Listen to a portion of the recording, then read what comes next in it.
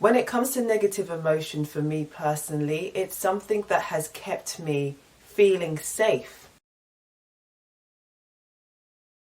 Because when you're negative, it almost means that you anticipate bad things to happen. You're constantly thinking of bad things to the point where you protect yourself. So when those things do happen, you're not disheartened. The thought of letting go and actually being happy in a moment sometimes scared me. Where I'm feeling abundantly joyful, I feel like there's such a long way to fall back down that I'll be scared of that drop. So what I do is that I keep myself in a state of negative emotion to make sure that I don't experience that drop. For instance, when you see a rabbit in a field and it sees the grass shake, it moves away because it's assuming something's coming to get it. It's all built into us because we need it to survive. There are people out there, which I understand, maybe not have the job that you want. You have children or you don't have children, and either one can be quite challenging. You may not have the partner that you want in life, and the most common one is the financial income that you want in life. And just to add to the list, the people around you could also be negative or not very helpful in your life. And those are the fundamental things in life that we look at in order for us to grow. So how do you stop being negative in that position?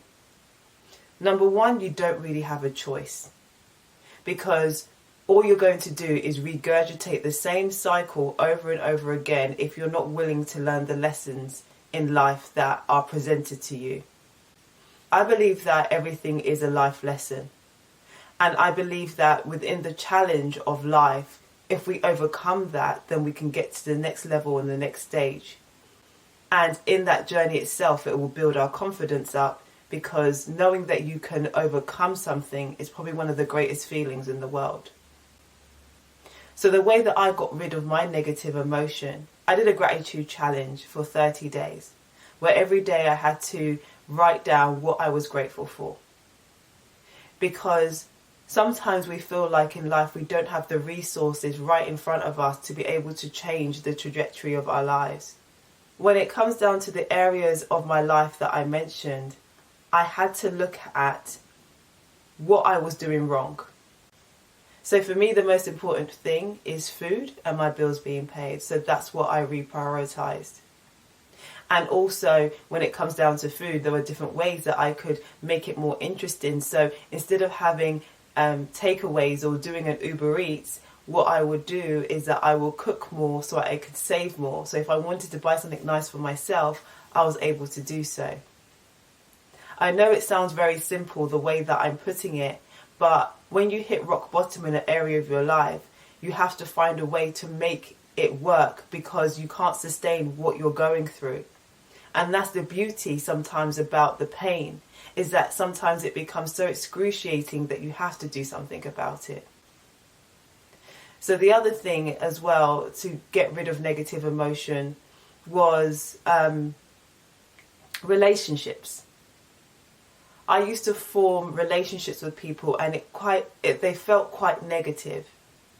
And the reason why, for me personally, those relationships felt negative was because I gave them control over me.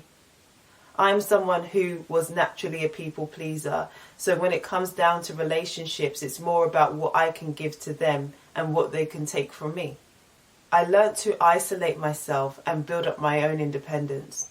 Now, isolation isn't healthy when you're going through bad things, but isolation is necessary if you want to acquire knowledge within that quiet time, because it helps you rebuild your self-esteem, it helps you understand who you are from the core, and all of a sudden people's voices start to disappear, because sometimes the negative emotions that you're feeling are actually coming from other people. If you're somebody who absorbs things and you're so much more of an introvert than an extrovert, you understand that you're like a sponge. So when you stop listening to other people's stories, you start to create beautiful ones of your own. And during that time, I found things that I enjoyed doing. I got myself on several professional corporate websites, and I'm freelancing, because what it means is that I'm able to do what I love.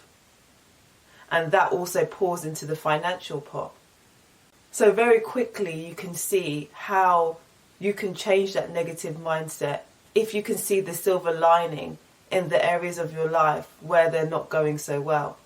When you are an active person and you put action behind it and consistency behind what you're doing, and you start to see the results slowly but surely, you will start not feeling negative, because sometimes when we are negative it's because we're dormant in our thinking and we're almost subconscious with the negative mindset because it becomes part and parcel of you. But when you switch the light on in your brain, you'll see that there's so many different pathways to achieve what you want to.